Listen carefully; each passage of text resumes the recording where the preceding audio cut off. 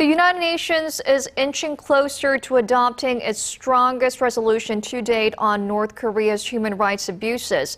A UN committee is expected to pass it by a wide margin on Tuesday local time, but some last-minute jockeying by an ally of Pyongyang may end up softening the language of the resolution. Hwang Sung-hee has the details. The UN General Assembly's Third Committee will vote on a resolution on North Korea's human rights violations in New York on Tuesday.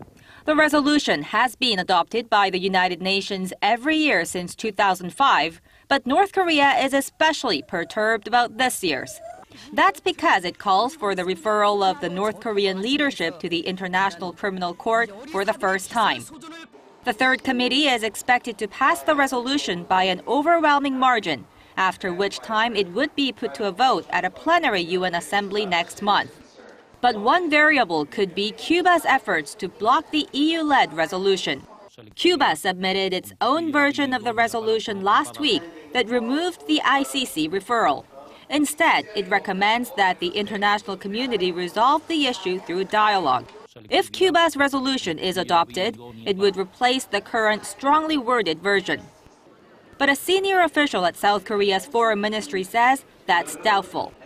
He put the possibility of the Cuban version getting passed at below 10%, saying some African countries would abstain rather than vote against the EU version, since it deals with North Korea, the world's most notorious human rights violator.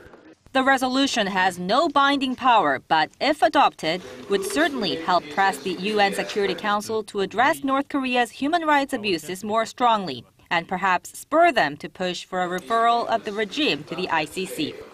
Hwang Sung-hee, Arirang News.